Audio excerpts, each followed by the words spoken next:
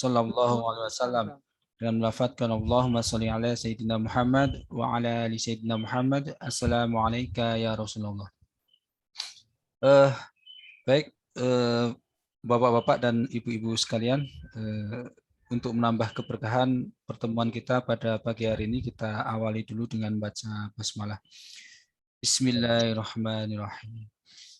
Baik, untuk selanjutnya waktu dan tempat kami persilahkan Ustadz Sapan untuk menyampaikan materinya. Tafadhol. Bismillahirrahmanirrahim. Assalamualaikum warahmatullahi wabarakatuh.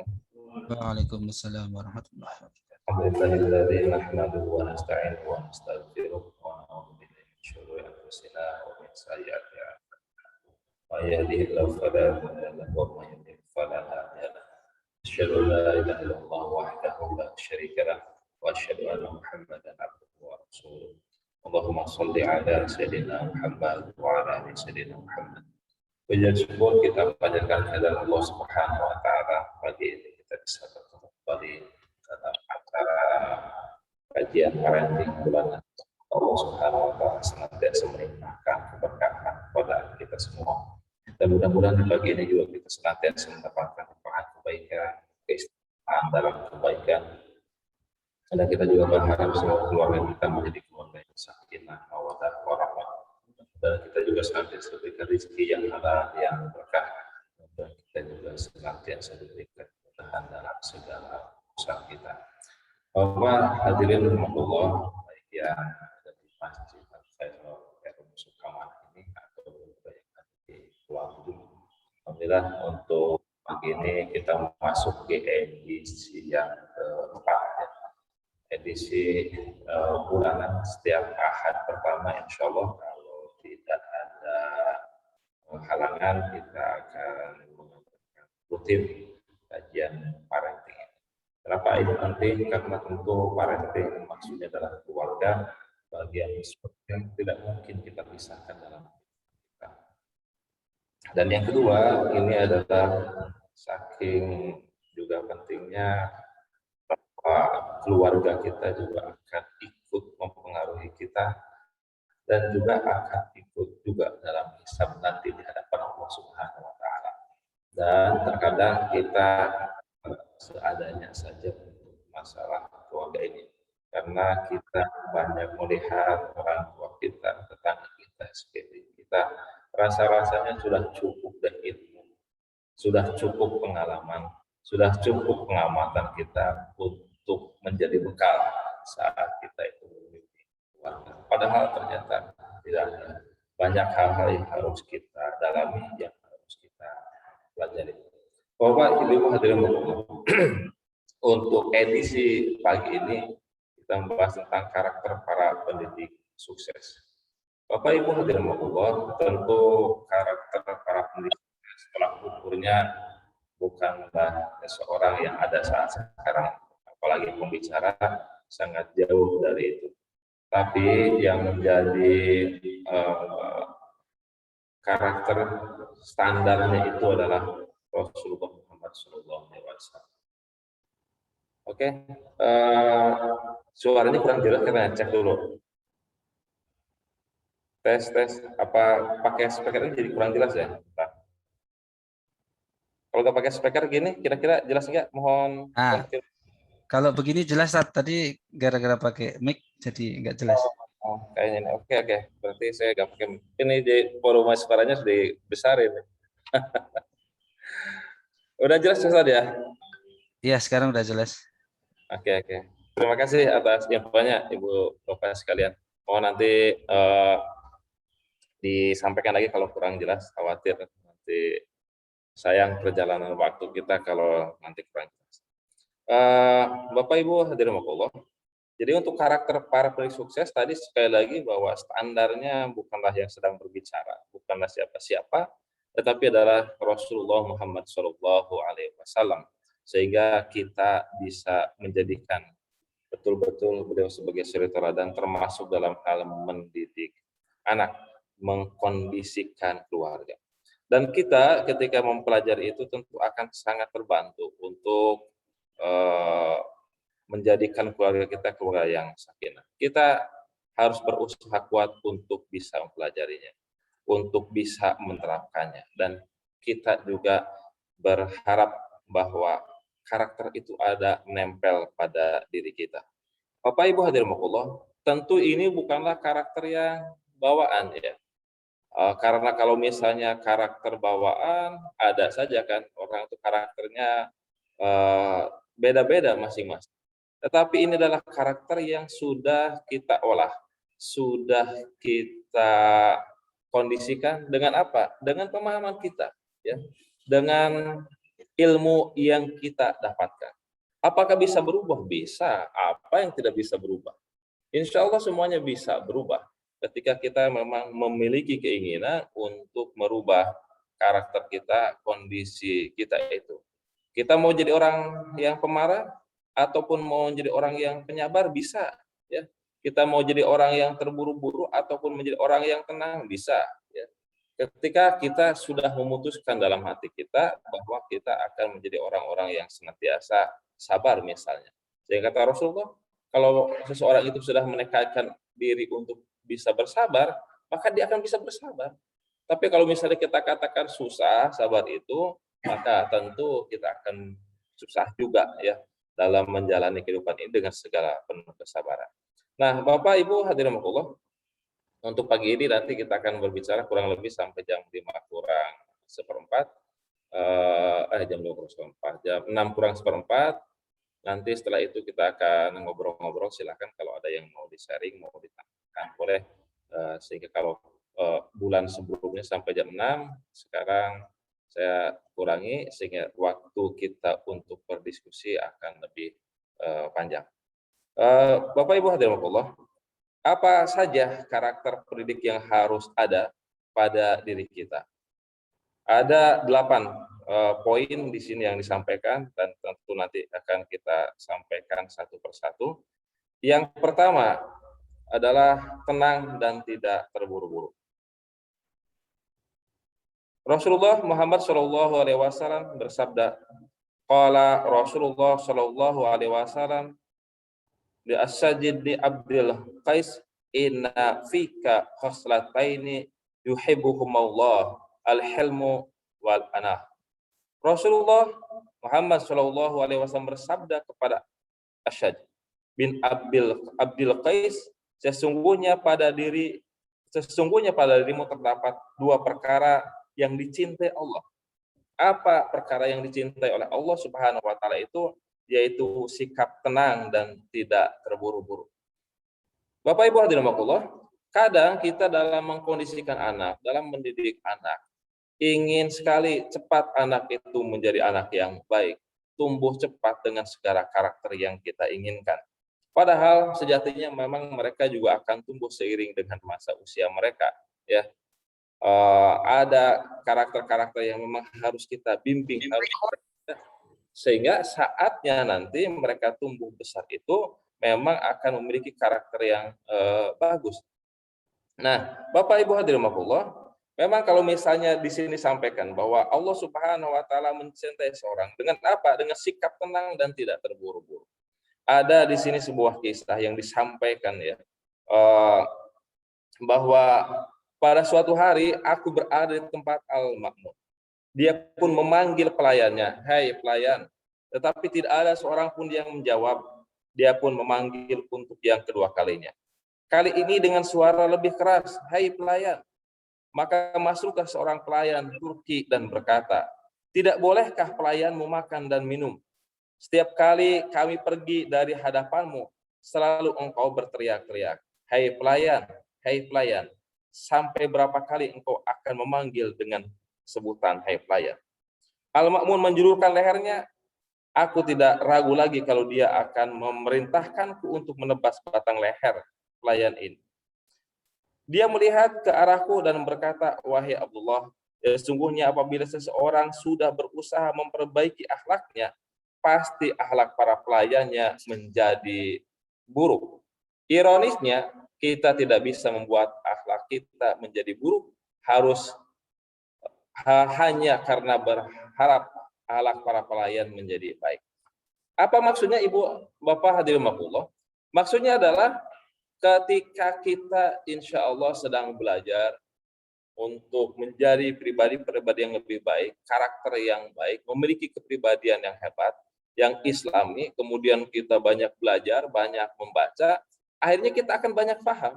Dan ketika kita sudah banyak paham terhadap apa yang seharusnya kita ada melekat pada diri kita harus belajar yang rajin, karakternya juga kita harus punya dengan baik, bahwa kita harus punya standar cara bicara, cara berjalan, dan yang lain sebagainya, cara makan, cara minum, cara bergaul, kita semua pelajari.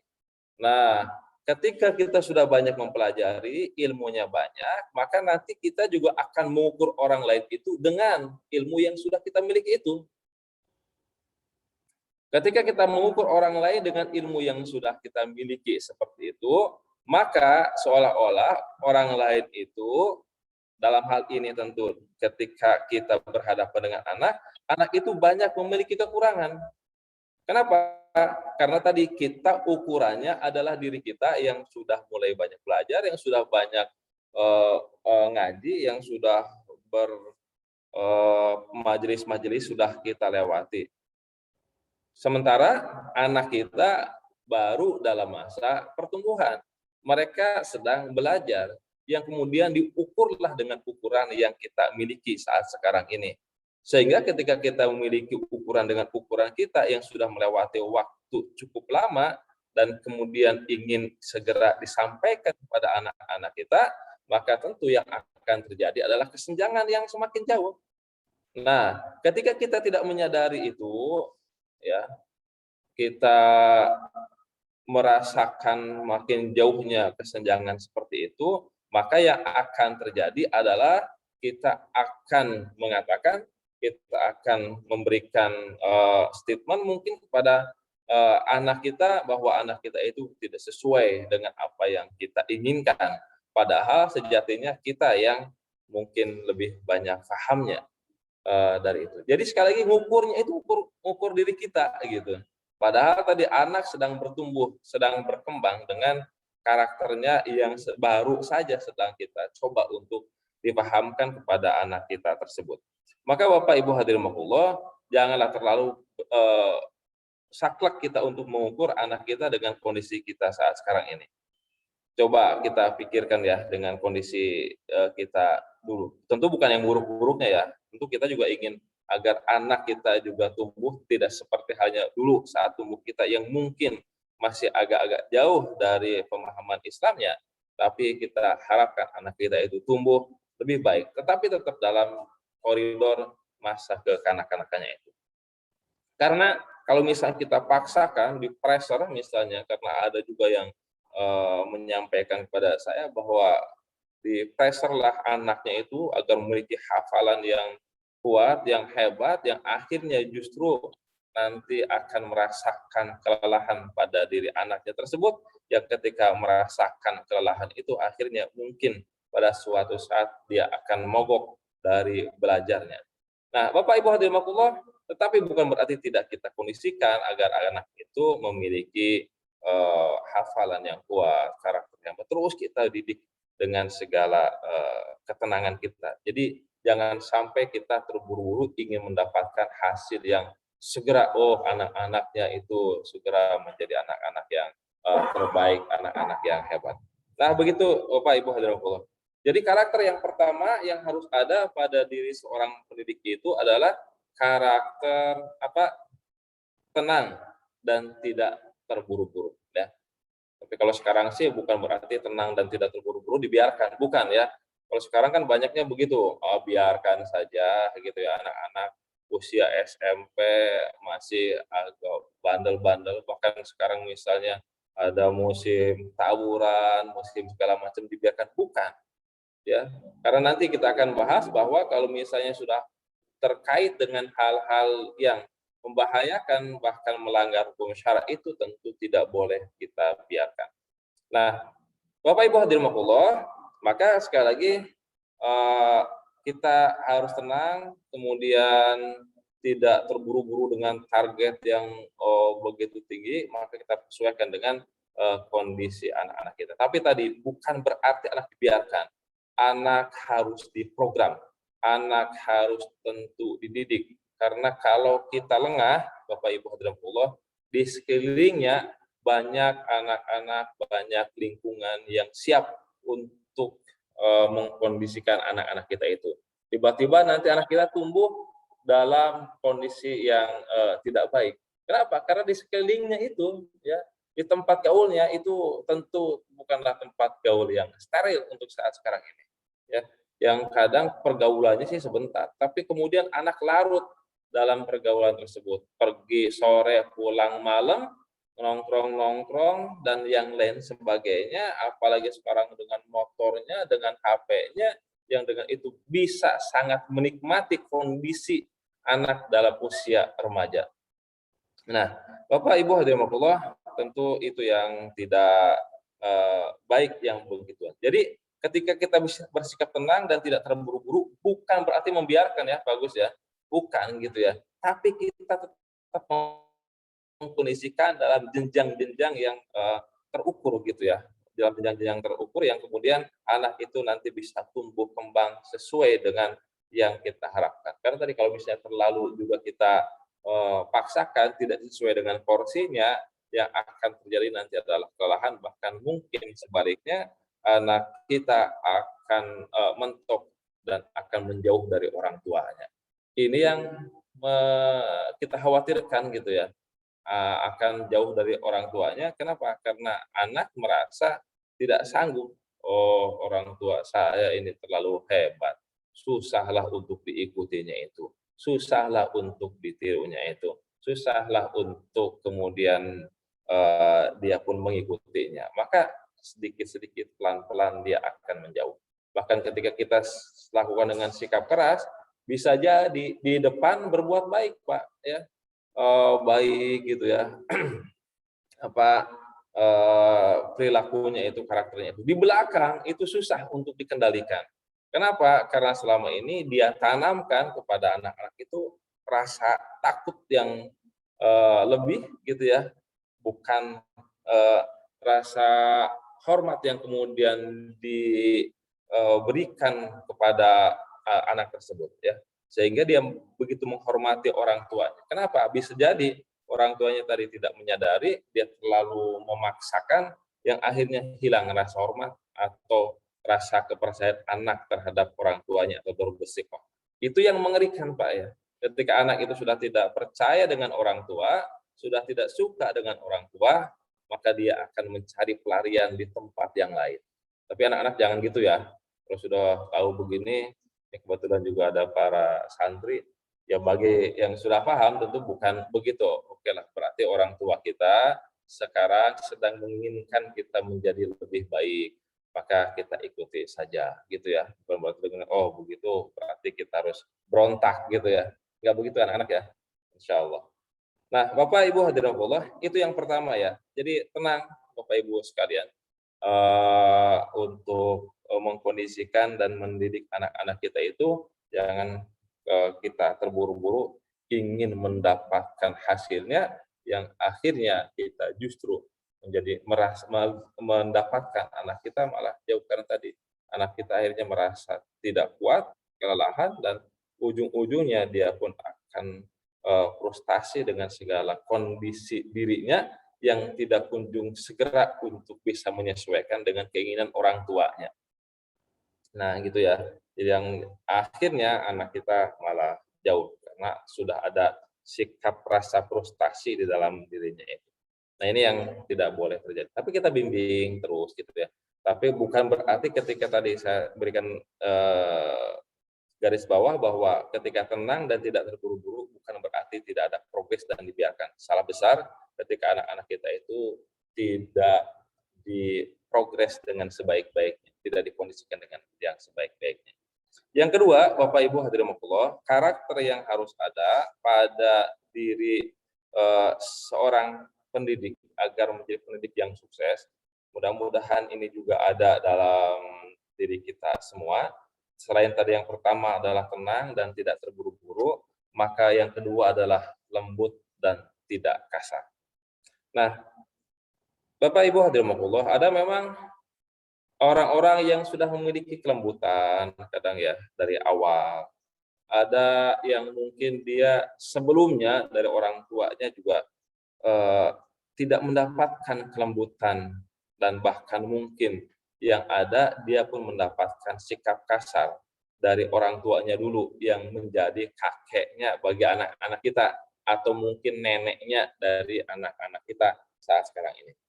Nah, ini disadari atau tidak, kadang-kadang itu kemudian terbawa dalam nuansa pendidikan kita terhadap keluarga kita.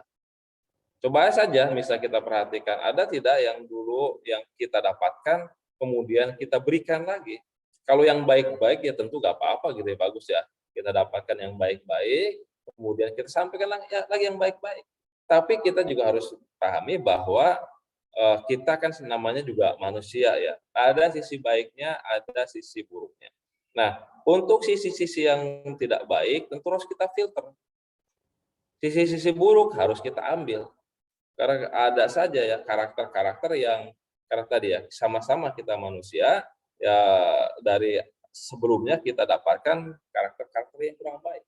Misalnya tadi ya karakter yang kasar ya, mudah marah, maka itu harus kita tinggalkan. Apa bisa? Bisa, gitu ya, bisa. Jadi kalau misalnya karakternya pemarah, apa kemudian bisa jadi lembut? Bisa, ya. Apa yang tidak bisa? Selama kita memutuskan dalam hati kita untuk menjadikan pribadi kita, jiwa kita saat berhadapan dengan anak itu memiliki kelembutan, meninggalkan kekerasan, karakter kasarnya itu. Bisa, ya. Yang tidak bisa itu, yang susah itu ketika memang kita dalam hati belum memutuskan, saya mau segini adanya kok ya, gimana lagi gitu, susah untuk merubah karakter ini. Itu yang akan menyebabkan kita itu juga susah. Apa susahnya? Misalnya dari awal kita suka marah-marah, membentak-bentak dengan nada yang tinggi. Kalau anak sekarang nyebutnya apa? Suka ngegas gitu ya. Dikit-dikit ngegas, salah dikit ngegas. Apa bisa berubah? Oh, bisa sekali. Ya. Gitu ya, Ustaz Aris gitu ya. Ada kan suka gitu ya. Dikit-dikit salah dikit digas. Kamu tuh ya dasar gak bisa, gak biasa kerja. Gitu. Gitu aja gak bisa, gitu aja gak becus misalnya. Ada yang begitu ya, gitu ya. Nah, apa bisa berubah? Bisa. Apa susahnya sih gitu ya? Ketika kita menginginkan itu berubah, dalam hati kita berubah. Pasti bisa gitu ya. Sekali lagi yang tidak bisa itu karena ego kita itu. Ego kita yang menyebabkan kita tidak mau merubah kondisi kita itu. Nah, Bapak Ibu hadirin Rasulullah menyampaikan, qala Rasulullah sallallahu alaihi wasallam, inna rifqa la yakunu fi syai'in illa zanah wala yunza'u min syai'in illa syanah. Rasulullah Muhammad sallallahu alaihi wasallam bersabda, sesungguhnya kelembutan tidaklah terdapat pada sesuatu melainkan akan menghiasinya, dan tidaklah dicabut dari sesuatu melainkan akan mencemarinya. Jadi Bapak Ibu hadirin rahimakumullah, kalau adalah kelembutan dalam hati kita, maka itu akan menjadi penghias. Rumah kan kalau dihias enak ya, Mas Aris ya. Enak, indah gitu ya, ditata bunganya, dipakai wallpaper yang bagus-bagus, kursinya pun kita tata dengan sebaik-baiknya, ada hiasan dinding, ada foto keluarga dan yang lain sebagainya, kita pasang dengan cara yang rapi, kita pasang dengan cara yang bagus, menjadi hiasan rumah, ditambah pewangi, ditambah kebersihannya, maka akan menjelmalah rumah yang indah, yang enak, nyaman, kita ada di situ. Tetapi kalau misalnya tidak kita tata, ya, tidak kita hiasi rumah tersebut, maka yang akan terjadi kita gak nyaman lihatnya. Ketika kita tidak nyaman, maka biasanya emosional kita juga tidak jarang susah untuk dikendalikan. Nah, Bapak Ibu hadirin rahimakumullah, kalau saja ada pada diri kita itu sikap lembut, ya, tidak kasar, maka itu akan menjadi hiasan yang indah pada Bapak Ibu sekalian, ya. Akan menjadi perkara yang begitu indah. Ketika indah, maka anak pun akan mudah untuk mendekat dengan kita. Kenapa? Senang ada di dekatnya itu. Bahagia ada di dekat orang tuanya itu. Jangan-jangan kalau misalnya selama ini anak tidak dekat dengan kita, jauh dengan kita, banyak konflik karena masalah, karena bisa jadi kita sendiri tidak mengkondisikan diri kita menjadi tempat yang begitu indah, ya, begitu menjadi tempat yang menyenangkan bagi anak-anak kita. Kenapa? Karena kita jauh dari kelembutan, susah, ya. Sedikit-sedikit kita marah, sedikit-sedikit kita ngegas gitu ya, sedikit-sedikit kita ngomel-ngomel dengan anak-anak kita itu.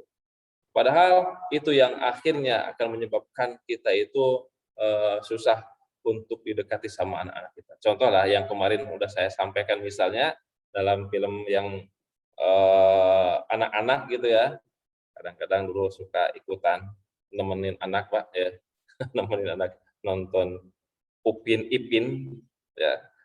Ketika dulu dibangunkan saat dari mau sahur kan gitu ya Pak ya. Ada yang pernah nonton Upin Ipin?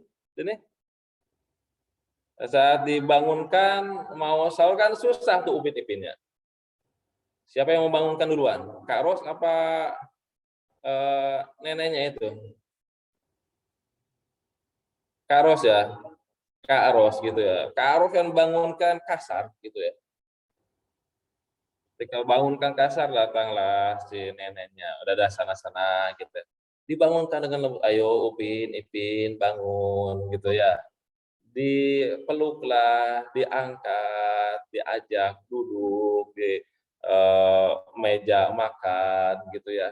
Itu lembut sekali, lembut sekali. Ya. Minimal itulah kira-kira begitu. Sama-sama hasilnya itu duduk, sama-sama hasilnya itu bangun gitu kan ya. Tapi dari dua proses yang berbeda. Satu dengan kasar gitu ya, satu dengan kelembutan ya.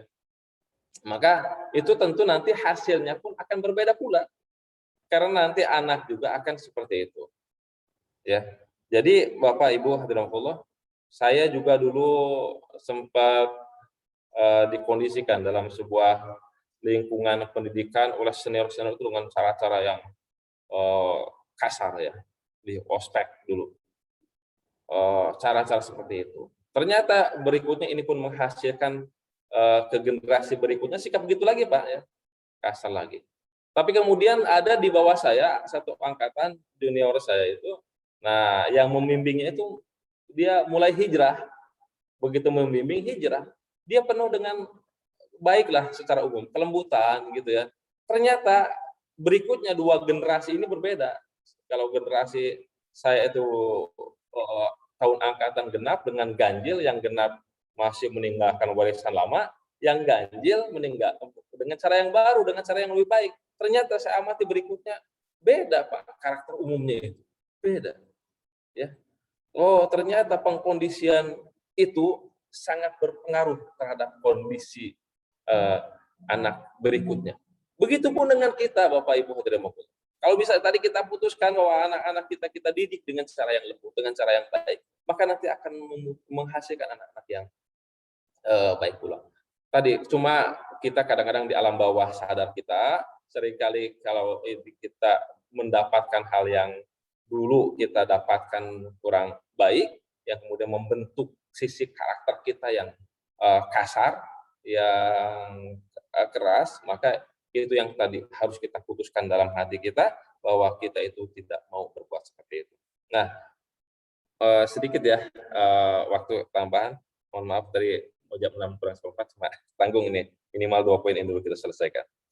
Rasul pun menyampaikan sami itu Rasulullah Shallallahu Alaihi Wasallam yaqul man yuhrami rifqa yuhrabil khaira kullahu. Aku mendengar ini diriwayatkan oleh Muslim dari Jarir bin Abdullah radhiyallahu anhu. Aku mendengar Rasulullah Shallallahu Alaihi Wasallam bersabda, barang siapa yang tidak dikaruniai kelembutan, berarti dia tidak dikaruniai seluruh kebaikan. Wah, ini kan mengerikan sekali ya. Kalau tidak ada kelembutan pada diri kita, maka tadi kita akan jauh juga dari segala kebaikan itu. Dan Bapak Ibu hadirin rahimakumullah, kalau kita tidak sabar menghadirkan kelembutan pada anak kita, maka bisa jadi yang akan jadi korban pertamanya itu adalah orang tuanya. Ya. Contoh misalnya, ketika kita misalnya anak kita itu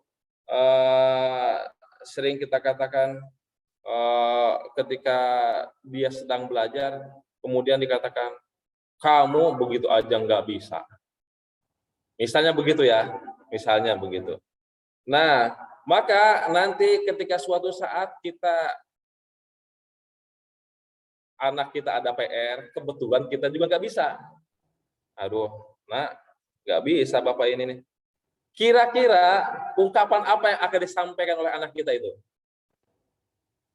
Maka itu akan berbalik kepada kita. Begitu aja nggak bisa. Nah, gitu ya. Kenapa? Karena anak kita mendengar dari kita selama ini. Itu akan tertanam Bapak Ibu hadirin Allah. Maka betapa nggak enaknya hati kita, sakit hati kita digitukan itu ya. Gitu aja nggak bisa Bapak ini. Nah, ketika seperti itu maka tentu ya Allah, jangan nyalahin siapa-siapa dulu, karena dia mendengar dari kita, lingkungan yang paling dekatnya itu. Bisa jadi juga dari luar ya, bisa jadi dari luar. Tapi kalau dalam batas usia tertentu, maka yang akan menjadi fokus perhatian anak kita itu adalah orang tuanya dan lingkungannya, dengan kakak-kakaknya, dengan teteh-tetehnya gitu ya. Gitu. Jadi itu yang akan menjadikan anak kita itu memiliki karakter-karakter yang tidak baik. Kemudian diriwayatkan oleh Ahmad bin Aisyah, dari Ahmad dari Aisyah, anna Rasulullah sallallahu alaihi wasallam qala laha ya Aisyah urfuki fa inna Allah idza arada bi ahli baiti khairan dallahum ala rifqi.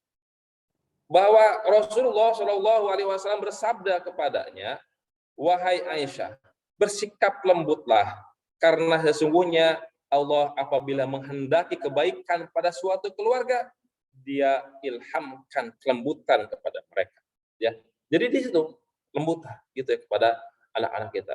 Karena tadi kalau misalnya juga sudah kita itu bersikap kasar, tidak disukai oleh anak, komunikasi akan mandek.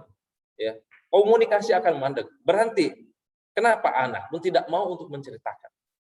Komunikasi kita sudah mandek, maka akan banyak masalah yang tidak terselesaikan. Tiba-tiba masalah itu besar, dan kalau sudah besar, maka susah untuk dikendalikan. Maka Bapak Ibu hadirin rahimakumullah, bersikap lembutlah kepada anak-anak kita. Nanti kita akan bahas, karena sekarang tanggung ya. Lembut bukan berarti membiarkan dalam keburukan ya. Kalau anak-anak kita dalam keburukan ya tentu tidak boleh dibiarkan. Karena ada juga persepsi yang salah. Saking sayangnya, saking lembutnya, anak-anaknya meminta izin untuk hal yang tidak baik, dibiarkan begitu saja. Tentu ini juga salah ya, nggak boleh. Anaknya bergaul malam ya, laki-laki, perempuan gitu ya, dibiarkan saja main HP semau-maunya, dibiarkan saja gitu ya, dan yang lain sebagainya. Bukan di situ maksud kelembutannya itu ya. Nanti kalau pada perkara-perkara yang memang melanggar hukum syara dan membahayakan, maka di situ juga harus ada sikap tegas dari kita dalam segala level anak-anak ya. Karena anak-anak kecil ya tegasnya kita beda. Agak gede-gede lagi sikap tegasnya juga tentu akan berbeda. Tapi intinya tidak boleh dibiarkan kalau misalnya anak kita itu meminta izin atau melakukan perkara yang buruk, itu tidak diperbolehkan. Ya, jadi lembut, tidak kasar saat sedang mengkondisikan mereka agar ngaji gitu ya. Bagus nyuruh ngajinya itu ya. Tapi misalnya sambil dilempar, sampai dimaki, kamu ya tidak menjadi kebanggaan orang tua kamu ini. Susah sekali, gitu aja gak bisa. Bapakmu ini loh, dulu terus kita caci maki anak-anak kita itu, maka yang akan terjadi adalah hilang rasa percaya diri anak-anak kita itu. Dan kalau sudah begitu, maka yang akan terjadi tadi, menjauh anak kita itu. Dan mungkin juga dia akan berbuat sebaliknya. Kemudian, dalam riwayat tadi disampaikan, idza arada Allah azza wa jalla bi ahlil bait khairan adkhala alaihim ar-rifqa. Apabila Allah menghendaki kebaikan pada suatu keluarga, dia masukkan kelembutan di hati mereka. Nah, Bapak Ibu hadirin rahimakumullah, jadi yang kedua sekali lagi adalah sikap lembut dan tidak kasar ya. Harus kita hadirkan saat kita menginginkan anak-anak kita juga menjadi anak-anak yang lembut dan tidak kasar. Tapi kalau misalnya kita membiasakan dengan kekasaran dan jauh dari segala sikap lembutnya itu, maka yang akan terjadi mungkin, nauzubillah, bisa jadi anak itu akan juga sikap seperti itu akan berbalik kepada orang yang terdekatnya terlebih dahulu. Iya, kalau karakter buruk sudah tertanamkan, maka karakter itu akan kemudian dipraktekkan, akan dilakukan, dan yang akan merasakan itu orang-orang terdekatnya terlebih dahulu sebelum yang jauh kan ya. Siapa yang dekatnya ya di rumahnya itu, ya di rumahnya itu. Maka Bapak Ibu hadirin rahimakumullah, yang kedua ini tadi, yang pertama harus tenang dan tidak terburu-buru, yang kedua adalah lembut dan tidak kasar. Ya, insya Allah itu yang akan menjadikan hati anak kita menjadi hati yang lembut, dan kemudian juga insya Allah taat dengan segala penuh kehormatan kepada orang tuanya, bukan dengan rasa segala ketakutan. Kalau takut nanti dia akan kucing-kucingan ya. Kalau kucing-kucingan di belakang, kalau sudah seperti itu akan susah juga untuk nanti mengkondisikannya. Baik Bapak Ibu hadirin rahimakumullah, saya persilahkan Ustaz Tri kalau ada yang mau disampaikan. Baik, Bapak-bapak dan Ibu-ibu sekalian, demikian tadi pemaparan dari Ustadz Sapan ya terkait dengan bagaimana karakter seorang pendidik gitu ya. Sebelum kita masuk ke sesi tanya jawab, ini ada sedikit yang mau lewat. Enggak disimak bagi yang melalui Zoom. Islamic Village, sebuah kawasan Islami terintegrasi, dibangun di atas lahan seluas 7,5 hektar dalam kawasan Village, sebuah kawasan Islami terintegrasi, dibangun di atas lahan seluas 7,5 hektar dalam kawasan bernuansa asri, diperkaya dengan fasilitas Islami dan modern untuk peningkatan kualitas hidup Anda. Masjid Jami,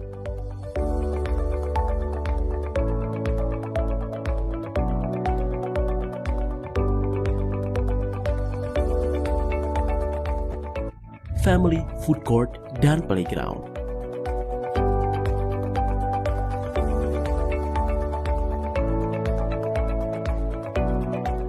beragam fasilitas penunjang healthy lifestyle, jogging track, area memanah, area berkuda, mini sport center, dan untuk pertama kalinya hadir di dalam kawasan perumahan Purwakarta, Pondok Pesantren Manajemen Bisnis Islam.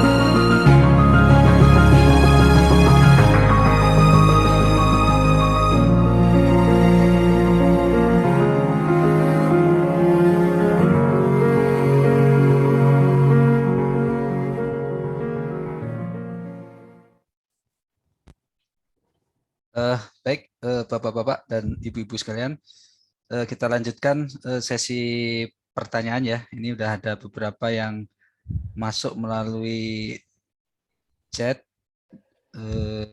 Yang pertama dari Bapak Sony Wahyu. Ya. Izin bertanya, Ustadz, apakah konsep pendidikan anak dalam Islam hanya sampai mereka akil balik? Gitu, Tad. Ya. Bapak Ibu hadirin Allah. Ini satu-satu aja langsung ya. Ya, satu-satu, Tad. Satu aja. Ya, Bapak Ibu hadirin Allah, apakah sampai akhir balik ataukah sampai kapan? Tentu yang sedang kita bahas untuk saat sekarang ini dalam buku ini adalah pola pendidikan sampai akhir balik ya. Jadi kalau misalnya nanti memang di luar itu selepas akhir balik, secara ketercakupan materi memang tidak di sini. Nah, memang yang menjadi beban utama itu tentu saat kita masih memiliki anak-anak yang masih dalam tanggungan kita. Semakin besar, apalagi misalnya mereka sudah dewasa, tentu mereka memiliki juga beban tanggung jawab masing-masing. Karena kalau sudah akil balik, mereka juga sudah tertaklif hukum ya, tertaklif hukum oleh Allah Subhanahu wa taala bahwa dia juga akan mulai dihisab. Maka seharusnya lah anak-anak ketika sudah akil balik itu seharusnya sudah dewasa. Nah, kalau sekarang kan akil balik kira-kira usia berapa anak-anak? Usia SMA ya, SMP lah, SMP kelas 2, kelas 3 ya, bagus ya? Kira-kira anak-anak balik itu ya? Untuk sekarang itu, kira-kira anak SMP kelas 2, kelas 3, bahkan kelas 1 sekarang ada ya. Kalau yang perempuan kadang-kadang SD kelas 6 sudah balik ya, Ustaz Aliman ya? Sudah balik gitu ya. Memang kata kita itu ya Allah ya Rabbana lebih cepat kedewasaan secara biologis daripada kedewasaan secara mental. Padahal ketika misalnya anak perempuan sudah haid, anak laki-laki sudah mimpi basah gitu ya, bukan kecebur kali bukan gitu mimpi basahnya itu. Maka saat itu dia sudah tertaklif hukum. Cuma memang ini ada ketidakseimbangan di antara kita itu. Ketika anak itu sudah memasuki usia balik, sementara pendidikannya, mentalnya masih sangat jauh. Coba lihat pada saat sekarang ini, gimana kondisi anak-anak usia SMP itu. Ya, ya bagus ya. Oh, ya Allah, jauh sekali. Boro-boro dia mempertimbangkan segala perilaku pribadinya. Ya. Masih butuh bimbingan yang maksimal. Jadi memang pada faktanya untuk saat sekarang ini kita tidak bisa juga melepaskan kondisi anak-anak kita. Ya, jadi ketika sudah balik bukan dilepas, tetap harus dididik oleh kita. Ya. Harus tetap dididik oleh kita, cuma tadi dengan level masing-masing. Ketika misalnya anak kita juga sudah berkeluarga, apakah dilepas begitu saja? Ya, dakwah itu boro-boro kepada keluarga ya, kepada orang lain pun kita harus terus mengkondisikan. Cuma tentu pengkondisiannya berbeda dengan anak usia SMP, berbeda dengan anak usia SMA, berbeda dengan anak usia SD. Lebih banyak nanti untuk bertukar pikiran, berdiskusi, ngobrol, sehingga paham mana yang seharusnya diambil dan mana yang seharusnya ditinggalkan. Nah, gitu ya Pak Sony. Jadi tentu tidak lepas, meskipun sudah lepas dari masa balik, apalagi tadi kalau sekarang usia balik sekarang anak-anak itu jauh dari kedewasaan, jauh sekali dari kedewasaan itu. Tadi ya kita bandingannya usia SMP lah, anak-anak sekarang coba lihat aja usia SMP kayak apa gitu ya sekarang ini, jauh gitu ya. Kalau dulu banyak orang yang sudah cukup dewasa sikapnya, tapi sekarang itu masih sangat jauh. Jadi kita memang belum bisa melepaskan, tetap cuma tadi tentu levelnya yang berbeda-beda cara pengkondisiannya. Anak SMP tentu berbeda dengan anak SD, anak SMA pun tentu berbeda juga cara pengkondisiannya itu. Hanya Bapak Ibu hadirin Allah, jangan sampai ada persepsi di antara kita bahwa misalnya masih anak sekolah inilah anak SMP, SMA, biarin aja mau bandel-bandel mah gitu ya, masih anak-anak ini. Nah, saya kira ini persepsi yang kurang pas ya, tidak tepat. Kenapa? Karena mereka sekali lagi tidak boleh dibiarkan, apalagi usia SMP, SMA itu adalah usia-usia sudah balik, di mana mereka pun akan berhadapan nanti dengan Allah Subhanahu wa Ta'ala, dan mulai saat itu sudah dihisab. Misalnya anak-anak nih, sekarang usia SMA, misalnya pondok lah usianya gitu ya. Mau berapa? SMA kelas 3 mau dijemput sama malaikat, misalnya gitu ya. Nafis apa Jawad gitu ya, mau duluan gitu ya. Apa nanti bisa berargumentasi di hadapan malaikat? Ya Allah gitu ya. Saya masih SMP, masih SMA, jangan dihisap dong gitu ya. Nggak bisa, ya kan? Nggak bisa. Tentu akan dihisap, ya. Semuanya akan dihisap. Ketika misalnya sekarang lagi bandel-bandelnya, mohon maaf ya, misalnya SMP sama SMA ini, kemudian meninggal, dihisap. Dan saat dihisap itu terus anaknya mengatakan, ya Allah, saya ini selama ini tidak dididik sama orang tua dengan memadai urusan agamanya ini. Sehingga saya berperilaku seperti ini karena ketidakpahaman. Maka saat itu orang tua tentu akan juga mendapatkan resiko dari kelalaian terhadap anaknya itu. Tetapi kalau misalnya orang tuanya sudah maksimal mengkondisikan anaknya dan anaknya yang memang agak-agak susah untuk dikondisikan, maka nanti orang tua masih bisa mengelak. Ya Allah sudah, segala macam dengan segala kelembutan, dengan segala kebaikan, habis dana, habis waktu, habis perhatian untuk anak-anak kita itu, tapi anaknya yang memang entah kenapa kok masih susah juga. Nah, masih ada kesempatan untuk ngelak gitu ya orang tua. Maka orang tua yang ada saat sekarang ini maksimal lah untuk terus mengkondisikan anak-anak kita, minimal kita dapat nanti apa alasan nanti di hadapan Allah Subhanahu wa taala. Tapi kalau enggak ya kita berat nanti. Jadi gitu ya Pak Sony, kita tentu tidak boleh melepaskan meskipun usia lepas balik sudah balik gitu ya, mereka tidak boleh dilepaskan begitu saja karena tadi kewajiban kita tetap ada, jangan tapi tadi dengan level dan porsinya masing-masing ya. Karena tadi tidak bisa disamakan dari sisi usianya itu jelas berbeda. Apalagi tadi kalau sudah jauh-jauh, ya tentu intensitasnya pun akan berbeda, tapi tentu kewajiban kita untuk tetap mengingatkan mereka. Berubah atau tidak, masalah berikutnya. Apalagi kalau sudah dewasa, karena sudah punya pertimbangan masing-masing. Tapi kewajiban kita adalah untuk mengingatkan terus. Itu, Ustaz Tri. Ya, pertanyaan berikutnya ini sementara baru 2 yang masuk. Nanti kalau sudah mungkin ada yang dari offline ya. Pertanyaan kedua dari Pak Asep. Assalamualaikum Ustadz, izin bertanya sikap tegas seperti apa terhadap anak? Karena terkadang susah membedakan antara ketegasan dengan sikap keras, bahkan cenderung kasar terhadap anak. Jazakallah khair. Ya, baik. Memang ini yang harus banyak kita perhatikan ya. Tapi ada contoh yang bagus begini. Ketika suatu saat Rasul itu mendapati cucunya mengambil makanan kurma ya, yang itu memang tidak diperbolehkan oleh syariat. Karena yang namanya juga anak-anak ya, yang itu tidak paham. Dan Rasul tahu anak itu mengambil makanan itu. Maka beliau segera mengambil makanan itu dari anaknya itu. Tapi tetap dengan cara yang lembut. Nah, kalau bahasa kitanya, ini bukan hak kita.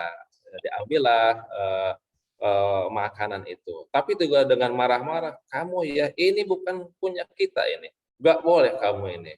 Nggak seperti itu ya. Tapi dengan lembut, diambil makanannya sebagai bentuk ketegasan, tapi dengan cara yang lembut. Jadi tegasnya itu ketika kita memisahkan yang salahnya itu diambil tadi. Makanannya diambil ya oleh Rasul, tapi kemudian Rasul tetap dengan cara yang lembutnya itu. Jadi tidak mentolerir lanjut, biarin aja kok anak-anak ini gitu ya, belum dihisab ini gitu ya, dibiarkan mengambil makanan itu. Maka itu tidak diperbolehkan, tapi tadi dengan cara yang lembut. Kalau bisa ada, cuma ini nggak ada di ceritanya ya.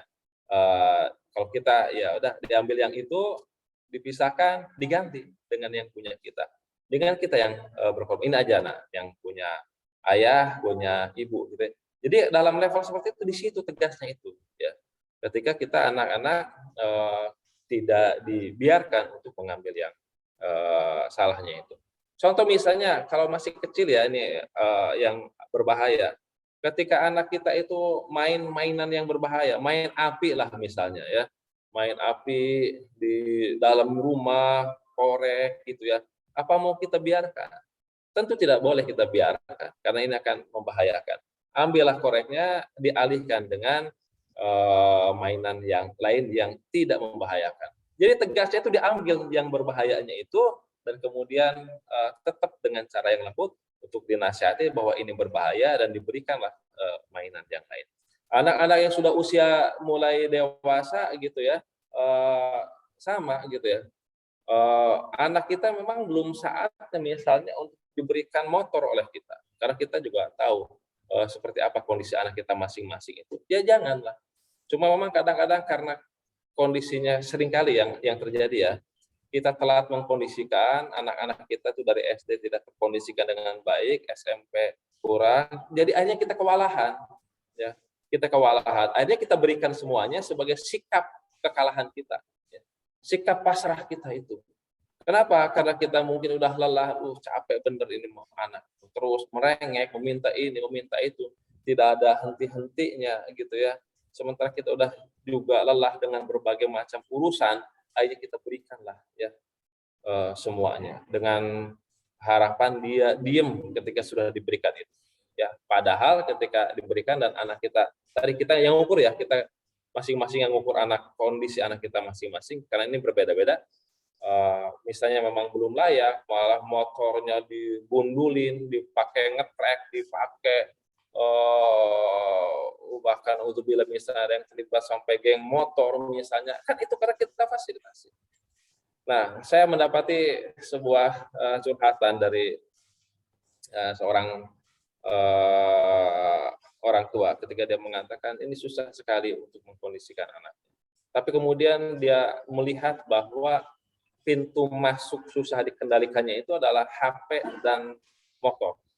Akhirnya dia ambil HP dan motor. Ternyata kemudian dapat info sekarang udah mulai membaik lagi. Kenapa? Karena HP dan motor yang selama ini menjadi sarana komunikasi dengan teman-teman yang kurang baiknya itu diputus. Nah, tegas di situ gitu. Tapi dia tetap merangkul anak itu, tidak diberikan hal-hal yang tidak baik dengan kata-kata dan yang sebagainya. Dia rangkul, diberikan fasilitas di rumah yang mendidik gitu ya, yang mendidik. Bahkan dia pun sampai biar ada kesibukan, dia titipkan kepada temannya yang sudah punya kerjaan biar dia bantu-bantu dan dia titipkan uang dari belakang. Titip ya buat anak saya, seolah-olah ini adalah honor buat anak saya. Padahal maksudnya adalah biar dia sibuk di situ, senang dan dapat honor juga, padahal dari orang tuanya gitu ya. Ada yang kayak gitu, ya Allah. Gitu. Itu pengorbanan orang tua yang luar biasa. Demi apa? Putuskan dulu. Ya, maka ini harus dianalisis ya, karena nanti beda-beda juga kasusnya. Nah, beda-beda ya. Yang ini memang dia di sini nih sumbernya. Ternyata setelah diputuskan, memang ada perbaikan, karena dia nggak bisa pergi kemana-mana, nggak bisa diajak juga kemana-mana. Kenapa? HP-nya jadi masalah memang. Nah, Bapak Ibu sekalian, memang misalnya ini untuk urusan HP juga harus ada lebih bijak lagi ya untuk memberikan HP yang leluasa begitu ke anak-anak. Nah, anak kita kadang belum dewasa ya dengan HP gitu. Harus hati-hati, harus hati-hati. Ya, maka kami juga di pondok ya udah diputuskan aja anak-anak dari HP karena ternyata banyak yang belum dewasa dengan HP ini. Ya. Begitu Ustaz Tri. Ya, demikian. Dari offline ada yang mau bertanya nggak? Ini masih ada satu lagi pertanyaan. Ada di sini? Nggak ada kayaknya. Oh, ada. Oh ya, maka dari offline dulu, Tat. Silakan. Waalaikumsalam warahmatullahi wabarakatuh.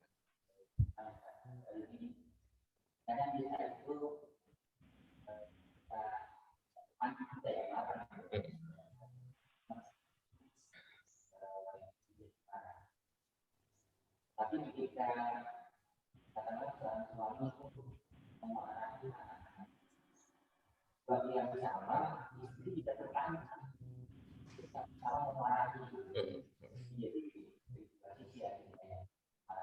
Iya, iya.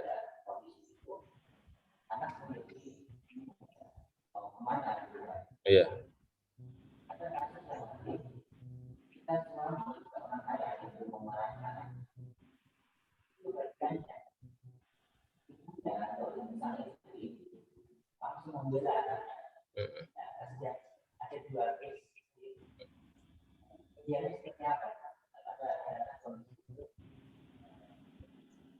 Iya.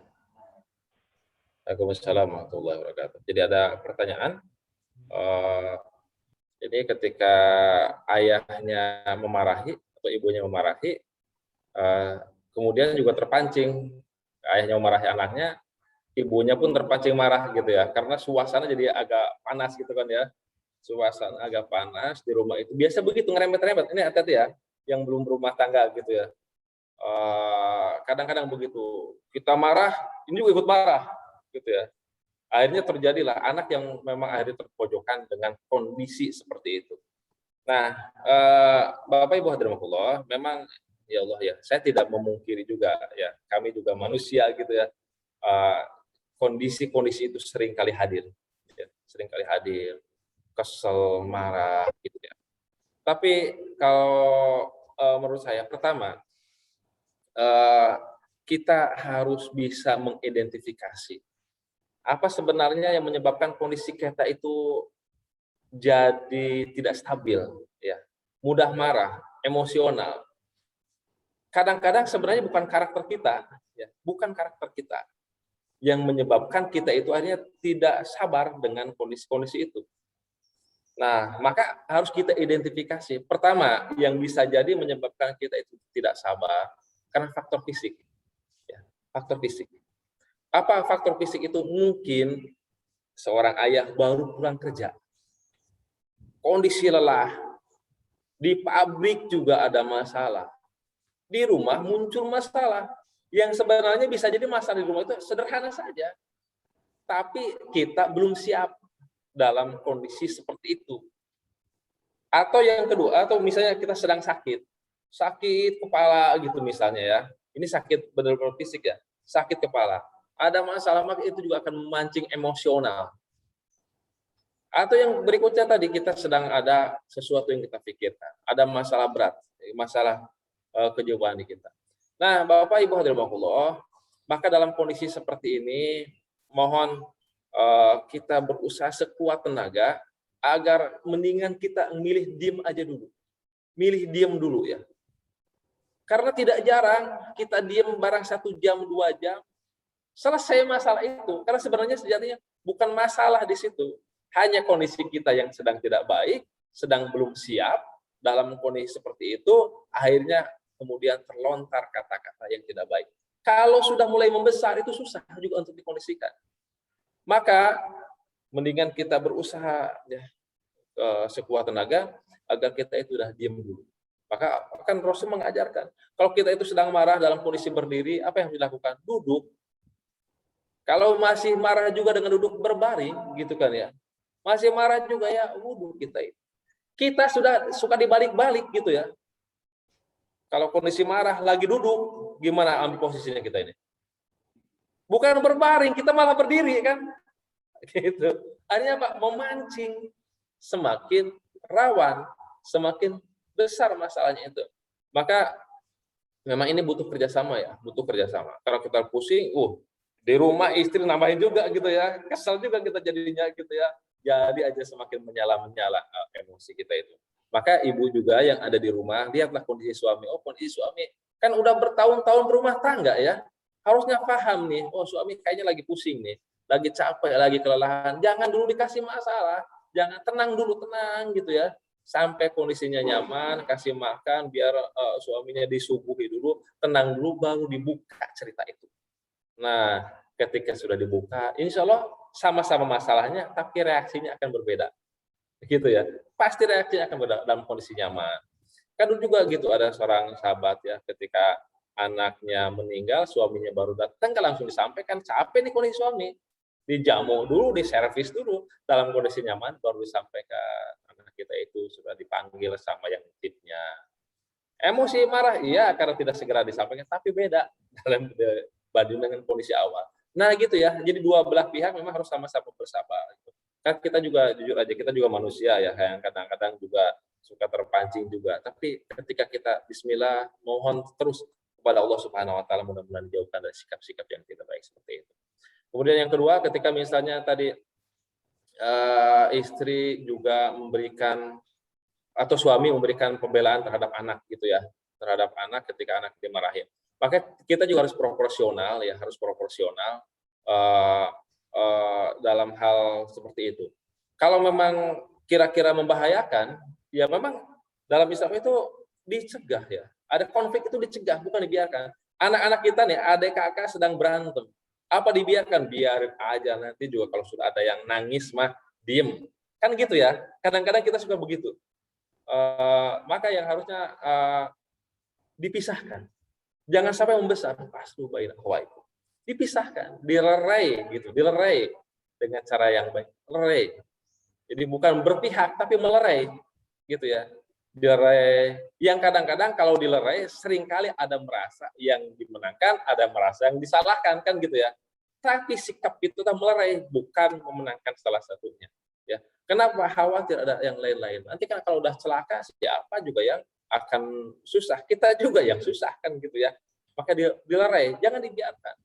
Meskipun tadi kadang nggak terima juga, istri nggak terima, atau sebaliknya suami nggak terima, jadi masalah lebih besar lagi. Ya ini kondisional masing-masing ya, kita dilihat masing-masing, tapi intinya dilerai, jangan dibiarkan terus membesar. Dengan cara masing-masing, karena tadi ini akan sangat kasuistik, dengan kita kan melihat karakter, melihat kebiasaan pasangan kita, itu yang akhirnya harus kita banyak pelajari. Maka di sini dari awal kita harusnya ada ta'arufnya, saling mengenal, terus saling karakternya begini, kemudian nanti akan dikondisikannya seperti apa, itu yang harusnya ada. Itu kira-kira ya. Satu lagi deh ya. Ya ini kita udah tutup pertanyaan ya. Masih ada dua tapi ini mungkin bisa digabung, Tat. Ya, boleh. Assalamualaikum Ustaz, izin bertanya bagaimana cara memperbaiki mental anak yang sudah rusak gitu ya. Terus yang berikutnya ini terkait dengan ini, bagi anak yang masih balita, anak sangat mudah mengikuti kata-kata kasar, kata-kata jorok yang ia dengar saat berada di rumah. Bagaimana cara mensiasatinya? Ya, yang kedua dulu ya. Maka ketika misalnya anak kita memang betul akan mudah merekam. Nanti di buku berikutnya akan ada pembahasan. Kenapa kok anak-anak itu malah lebih mudah yang buruk-buruk gitu ya? Itu nanti insya Allah mudah-mudahan ke depan tidak kelewat. Tapi intinya ketika seperti itu memang ini lazim terjadi ya. Maka yang harus dilakukan adalah ya tutup gitu. Apalagi anak-anak kita masih balita itu belum mengakses dunia luar, masih di lingkungan keluarganya. Maka ketika ada kata-kata kasar itu kemungkinan besar datang dari lingkungan keluarga, entah dari orang tuanya, entah dari adik-adiknya, entah dari saudara-saudaranya yang mungkin ada di situ. Maka itu dulu harus ditutup ya, harus ditutup. Karena memang untuk anak-anak kecil di situ sumber masuknya. Berikutnya memang kita juga tidak bisa selalu menutup diri karena dia butuh keluar.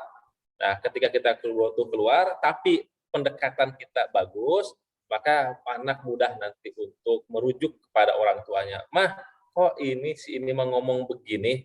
Nah, langsung kita berikan, ini tidak baik, nak. Gitu. Ini kalau hubungannya bagus kita dengan anak, tapi kalau dengan anak kita kondisinya nggak baik, anak tidak akan ke kita begitu. Dia akan baik ke kita, tapi di luar kata-katanya juga akan tetap tidak baik. Jadi begitu ya kira-kira. Kalau memang dia masih belum mengakses lingkungan luar, berarti kemungkinan besar ya dari lingkungan keluarganya. Tolong lingkungan keluarga harus diperbaiki ya cara berbicaranya itu. Karena direkam ya. Seperti yang awal-awal yang sudah kita bahas di pertemuan pertama. Ya. Itu yang kedua. Yang pertama tadi apa? Lupa. Terkait dengan bagaimana cara memperbaiki mental anak yang sudah rusak. Nah, memang gitu ya.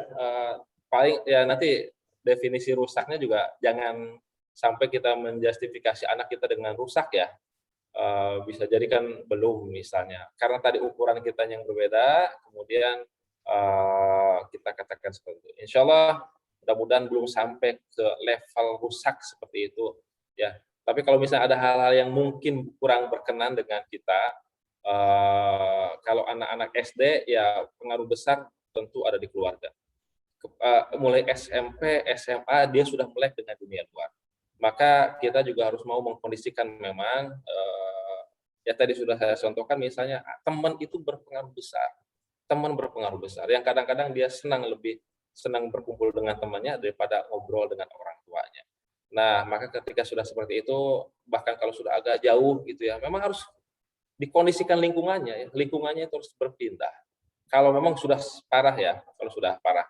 Tapi kalau misalnya dalam level tertentu, ya sama-sama di keluarga dikondisikan dengan baik, keluarganya kondisikan dengan baik, biar kita paham. Kemudian anak juga mohon diberikan pendekatan lebih. Kalau bisa, memang susah juga ya di rumah kadang-kadang harus ada pihak ketiga, ya harus pihak ketiga yang ngerti soal anak. So, misalnya guru ngaji gitu ya, itu harus ada ya komunitas-komunitas atau misalnya dari pesantren-pesantren yang mungkin bisa membantu. Ya kalau misalnya di rumah itu agak susah. Memang harus ada pihak ketiga yang kadang-kadang kalau pihak keluarga sudah angkat tangan dalam kondisi seperti itu, maka pihak ketiga lah yang harus bisa dicoba oleh kita untuk mengkondisikan anak kita. Baik, itu dulu ya bisa kita sampaikan. Insya Allah kita akan lanjutkan bulan depan lagi. Mudah-mudahan ada manfaatnya. Jika ada yang kurang dari kebodohan saya mohon maaf yang sebesar-besarnya. Terima kasih atas segala perhatiannya. Assalamualaikum warahmatullahi wabarakatuh. Waalaikumsalam. Jazakallahu khairan katsiran Ustaz Sapan yang sudah menyampaikan materinya ya. Nah, sebenarnya masih ada satu pertanyaan lagi, tapi insya Allah nanti untuk minggu depan ya dari Bapak atau Ibunya ya, Rin DF. Mungkin nanti untuk minggu depan. Insya Allah ini saya catat pertanyaannya. Baik, karena waktu sudah menunjukkan pukul 6:26 ya, sudah lewat dari jadwal kita. Baik, kita akhiri parenting kita pada pagi ini dengan baca hamdalah, istighfar dan doa kifaratul majlis. Alhamdulillahirrabbilalamin. Astaghfirullahaladzim. Subhanakallahumma wa bihamdika asyhadu an la ilaha illa anta astaghfiruka wa atubu ilaik. Baik, kita akhiri. Assalamualaikum warahmatullahi wabarakatuh. Ya. Jazakumullahu khairan katsiran kepada bapak-bapak dan ibu-ibu yang sudah hadir. Enggak. Ustaz. Allah. Jazakallah Ustaz. Ya. Jazakallah Ustaz. Mangga. Mangga Bu. Baik.